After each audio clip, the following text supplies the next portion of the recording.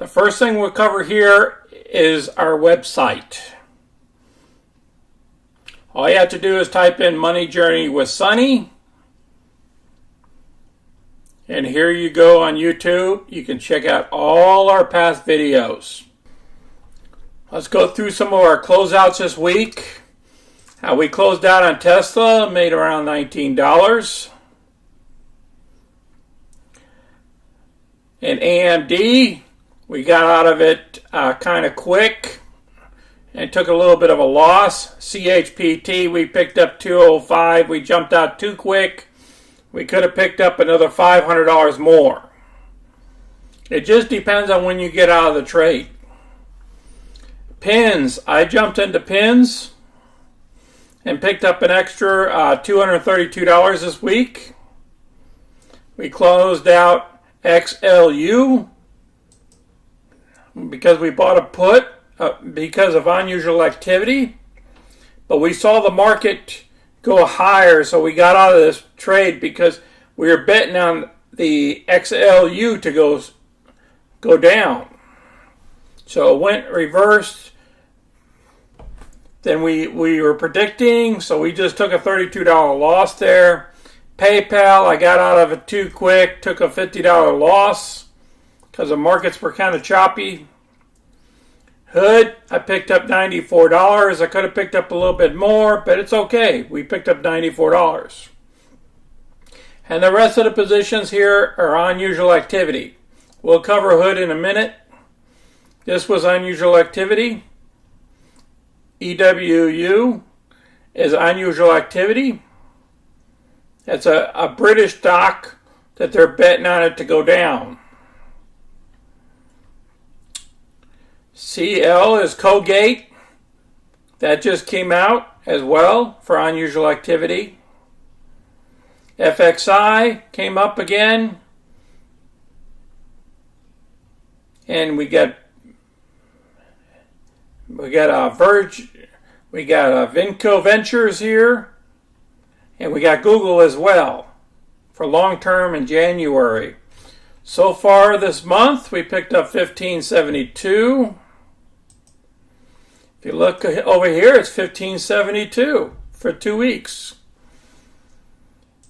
Over here for tax purposes, it's 2691. First item we're going to cover here is on the stock side of the house, we're going to cover Robinhood. You see where it jumped up 50 cents, almost a 5% on Friday, whereas the NASDAQ only did 2.11%.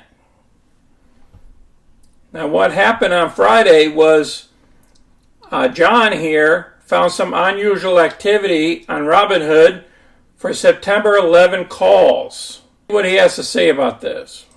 Cited it on the halftime report. There it is, 12,000. That's 1.2 million share equivalent. Big trade. So 12,200 options traded in one print for the September 11 calls. Now, when we're talking about September, we're talking about the monthly calls. So that's going to be your third Friday of the month, which is the 16th of September. So we have only 1 week for these options to get above $11 to get our profits out of this. Now this is very short term, so therefore if you get into this trade on Monday, you have to be able to pull the trigger and get out of the trade by the end of the week. Now the other news that we had on Robinhood, they unveils index to track customers' favorite stocks. This is very unusual. A lot of brokerages don't have that. And you see it here, it's a Wall Street Journal. I'll place this down below. But let's go through it a little bit. So it's called Robinhood Investor Index, unveiled Friday. It is designed to track the performance of 100 investments most popular among its user base. So this is going to be another way for folks to get some trade ideas. Such an index could be of interest to financial professionals who monitor the activities of small investors as well as the underlying factors behind the stock market moves. Robinhood says it has more than 22 million funded accounts, and the average age of its users is 32 years old. Some of the critics are including a mix of regulators, financial watchdog groups, and Wall Street veterans, says Robinhood makes it too easy for newbies to pile into risky bets. Last year, many customers used its app to pile into volatility meme stocks such as AMC and GameStop.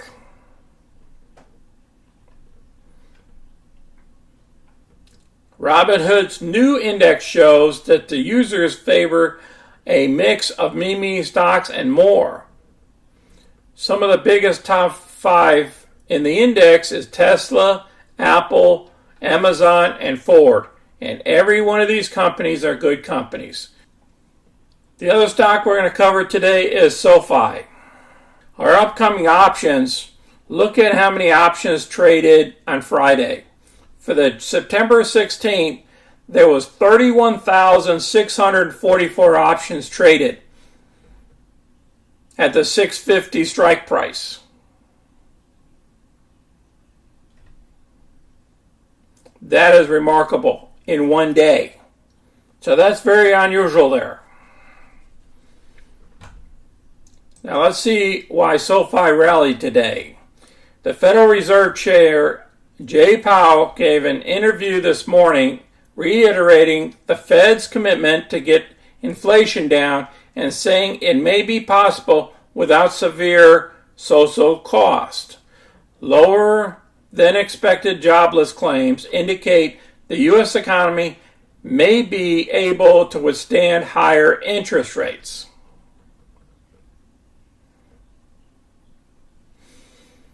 Beating down fintech stocks got a big bounce as jobless claims came in better than expected, based on the Fed.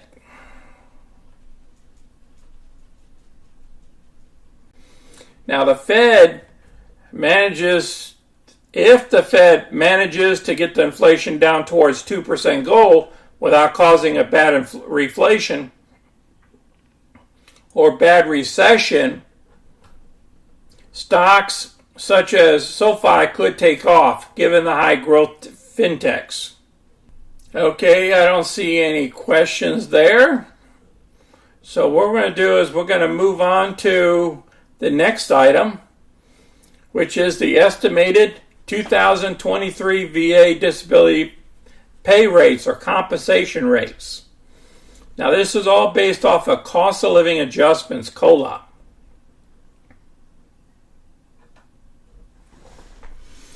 As you can see here in 2022, we picked up a 5.9% to all of us veterans. And for Social Security as well, they got that same cost of living of 5.9%. Now everybody's estimating somewhere around 8.9%. And there's some figures up to 11% for this next COLA, for this next year. So what does that do for the compensation for us veterans? So these would be the figures if we received an 8.9%. These figures show from 30% all the way up to 100%. So if you're 100% and you're a single guy or gal, you're going to get 36.28. If the COLA comes out to 8.9%. Now, if you're married, you get a couple extra $100.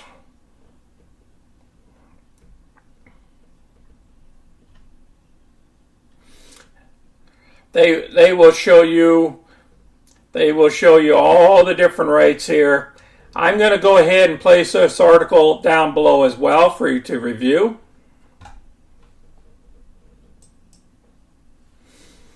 So I don't see any more questions, so we'll keep this short. I appreciate everybody watching our video today. Please smash that like button and subscribe to our channel. If you have any questions or comments, place them down below in the description and we'll get back to you. And we might even cover it on next Saturdays. So you guys take care out there. This is Sonny. I'm out.